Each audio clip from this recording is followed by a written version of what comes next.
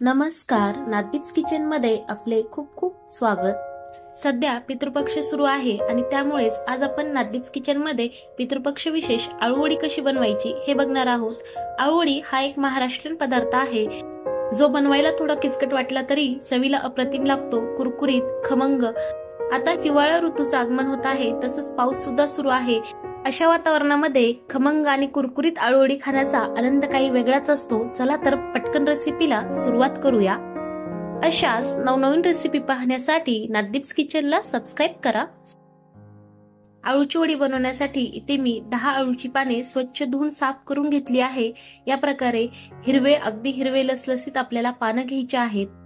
बाजारात 2 प्रकारचे पानं मिळतात, भाजीचे पान आणि आळूवडीचे पान।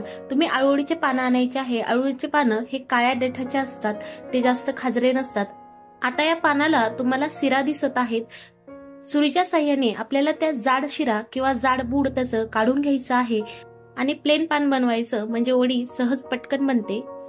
आता आळूच्या पानाची निवड झाली आहे, आपण पुढचं साहित्य करायला घेऊया।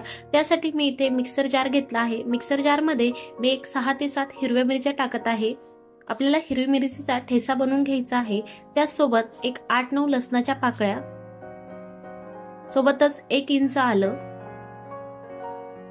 आणि 1 चमचा जिरे, यासोबत 10-12 कढीपत्त्याचे पानं। हे आपल्याला मिक्सरला फिरून घ्यायचं आहे आणि याची बारीक पेस्ट तयार करायची आहे। इथे आपण पाहूया, सर्व साहित्य आणि मिरची मी दरदरीत वाटून घेतली आहे। याची आपण पेस्ट तयार केली आहे। मिरचीचा ठेसा तयार आहे। सोबतच आपण इथे चिंचाचा कोळ घेतला आहे। मी चिंच गरम पाण्यामध्ये थोडा वेळ भिजत ठेवली होती आणि त्याचा हा रस बनवून घेतलेला आहे। आळूची पानं खाजरी असतात, त्यामुळे आळूच्या पानांना चिंचाचा कोळ लावला जातो। बेसिकली लागणारे 2 साहित्य आपण तयार केले आहे। तर अशा एखाद्या मोठ्या टोपल्यामध्ये आता आपण चना डाळीचं पीठ घेत आहोत। इथे मी हरभऱ्याच्या डाळीचं 3 वाटी पीठ घेतलं आहे, सोबतच अर्धी वाटी मी तांदळाचं पीठ घेतलं आहे। आता यामध्ये मी 1 चमचा लाल मिरची पावडर टाकत आहे, आळूवडीला कलर छान येण्यासाठी। सोबतच अर्धा चमचा मी हळद पावडर टाकत आहे। आपण आधी ठेसा वाटला आहे, त्यामुळे मिरची पावडर इथे तुम्हाला हवं त्या तिखटाच्या प्रमाणात टाका। यात मी अर्धा चमचा गरम मसाला टाकत आहे, पाव चमचा जिरे पावडर, ही भाजलेली जिरेची पावडर आहे, सोबतच पाव चमचा धने पावडर। आता यामध्ये मी 3 चमचे तीळ टाकत आहे। तीळ यामध्ये खूप छान लागतात आणि 1 वाटी मी खोबऱ्याचा किस टाकत आहे। इथे मी सुकं खोबरं घेतलं आहे, ओलं खोबरं असेल तर अजून बेटर। यामध्ये आता चिंचेचा कोळ टाकूया आणि आपण आधी जो ठेसा बनवून घेतला होता तो यामध्ये घालूया। यामध्ये आता 1 चमचा किंवा चवीनुसार तुम्ही मीठ टाका आणि हे सगळं मिक्स करून घेऊया। आता यामध्ये पाणी टाकून आपल्याला हे मिक्स करून घ्यायचं आहे, याचं एक बॅटर बनवून घ्यायचं आहे। आपण इथे डाळीच्या पिठासोबत तांदळाचं पीठ वापरलं आहे, त्याचसोबत तुम्ही पोह्याचं पीठ सुद्धा वापरू शकता। हे पीठ वापरल्यामुळे आळूची वडी ही कुरकुरीत बनते।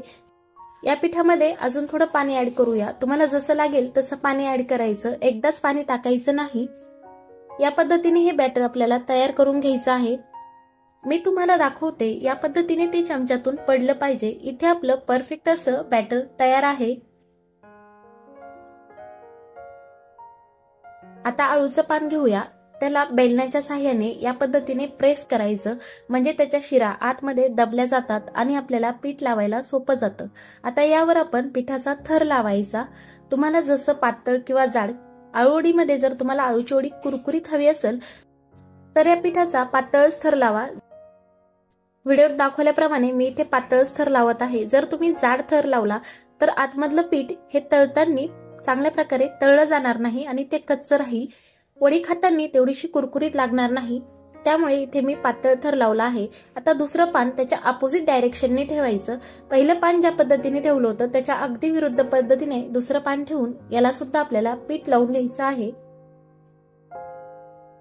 सेकंड पानाला सुद्धा बॅटर लावून झाला आहे। आता थर्ड पान सेकंड पानाच्या अपोजिट डायरेक्शनने ठेवायचं या पद्धतीने आणि त्याला सुद्धा आपल्याला हे भिजवलेलं पीठ लावून घ्यायचं आहे। इथे तिन्ही पानाला व्यवस्थित पीठ लावून झालं आहे। आता या पानाच्या चारही कडा आपल्याला फोल्ड करून घ्यायच्या आहे। या पद्धतीने मी जसं व्हिडिओ मध्ये दाखवते त्या पद्धतीने तुम्ही फोल्ड करून घ्या। साईडच्या कडांना सुद्धा मी हलकासा पिठाचा हात लावला आहे, म्हणजे आळूची वडी तेलामध्ये तळताना उकलणार नाही आणि आपल्याला घट्ट अशी प्रेस करून दाबत या पद्धतीने ती फोल्ड करून घ्यायची आहे किंवा गोल करून घ्यायची आहे। हे पान तुम्हाला गोल करताना ते अजिबात सैल राहता कामा नये, घट्ट असं तुम्हाला गोल करायचं आहे। इथे मी 10 पानांपासून 3 रोल तयार केलेले आहेत। आता हे लगेच मी वाफाळायला घेत आहे। वाफाळण्यासाठी गॅसवर मी आधीच पाणी उकळायला ठेवलं होतं, त्यामध्ये आपल्याला हे आळूचे पानं ठेवायचे आहेत। मी ते स्टीमर घेतला आहे आणि स्टीमरच्या वरच्या भांड्यामध्ये आळूच्या वड्या ठेवल्या आहेत। वडीची साईज लांब असल्यामुळे मी सुरीच्या साहाय्याने त्या मधोमध कट करून त्याच्या 6 वड्या बनवून घेतल्या आहे। आता यावर झाकण ठेवून आपल्याला हे वाफळून घ्यायचं आहे। वड्या पूर्णपणे वाफळण्यासाठी जास्तीत जास्त 10 ते 12 मिनिटं लागतात। 10 ते 12 मिनिटापूर्वी आधी तुम्ही एकदा वड्या ओपन करून बघायच्या। मी 3 मिनिटांनंतर ह्या ओपन करून बघत आहे। तुम्ही पाहू शकता पानांचा कलर अजून चेंज झालेला नाही, म्हणजे अजून याला वाफळायची आवश्यकता आहे। आता 10 मिनिटं झाले आहेत, आधीचे 3 आणि हे 10 मिनिटे, एकूण 13 मिनिटे मी ह्या वड्या वाफळून घेतल्या आहे। आता आपण ओपन करून बघूया। तुम्ही पाहू शकता पानांचा कलर पूर्णपणे चेंज झाला आहे। यामध्ये मी तुम्हाला हे चेक करून दाखवते। यामध्ये ही काडी घातल्यानंतर काडी अलगद बाहेर निघते आणि तिला पीठ चिटकत नाही, याचा अर्थ वड्या व्यवस्थित उकडल्या आहेत। या वड्यातली पूर्णपणे वाफ जाऊन द्यायची आणि थंड झाल्यानंतरच आपल्याला ह्या वड्या स्टीमर मधून सेपरेट करायच्या आहे, कारण तुम्ही आधीच वडी उचलली तर ती चिटकून तुटू शकते। तरी ते पूर्णपणे वड्या थंड झाल्या आहेत। आपण ह्या वड्या लगेच कट करायला घ्यायच्या आहे। थंड झाल्यानंतरच वडी कट करायची, कारण त्याचा शेप बिघडत नाही। सुरीच्या साहाय्याने मी वडी कट करत आहे। तुम्ही पाहू शकता अलगद अशी सहज वडी कट होत आहे। फक्त सुरी ठेवायची आणि प्रेस करायचं। तर इथे माझ्या सगळ्या वड्या कट करून झाल्या आहेत। किती सुंदर आणि सुरेख दिसत आहे। तुम्ही इथे पाहू शकता वडीची प्रत्येक लेयर आपल्याला सेपरेट दिसत आहे आणि आतमध्ये पूर्णपणे डाळीचं पीठ व्यवस्थित लागलं आहे। आता आपण हे फ्राय करायला घेऊया। त्यासाठी मी आधीच तेल गरम करत ठेवलं होतं, त्यामध्ये आता ह्या वड्या सोडत आहे। मी ते खरपूस अशा गोल्डन ब्राऊन होईपर्यंत ह्या वड्या फ्राय करणार आहे। एक बाजू हलकीशी गोल्डन ब्राऊन झाल्यानंतर आपल्याला सेकंड बाजूने वड्या पलटून घ्यायच्या आहे आणि दोन्ही बाजू वड्यांची व्यवस्थित फ्राय करून घ्यायची आहे। वडी तळण्यासाठी जास्तीत जास्त 2 ते 3 मिनिटाचा वेळ लागू शकतो। ही वडी व्यवस्थित तळल्या गेली आहे। याच पद्धतीने मी इथे सगळ्या वड्या तळून घेतल्या आहेत, एकदम खुसखुशीत आणि कुरकुरीत। तुम्ही पाहू शकता किती सुंदर ह्या वड्या दिसत आहे। कलर सुद्धा छान आला आहे आणि लेअर सुद्धा तितकी छान दिसत आहे। ह्या वड्या घशामध्ये खाताना अजिबात खवखवणार नाही आणि चवीला एकदम खमंग लागतील। तर तुम्ही सुद्धा ह्या आळूच्या वड्या नक्की करा। आळूची वडी कशी झाली कमेंट्स करून नक्की सांगा। तुम्ही जर नादीप्स किचनला सबस्क्राईब केलं नसेल तर पटकन सबस्क्राईब करा। पुन्हा भेटूया नवीन रेसिपी सोबत। धन्यवाद।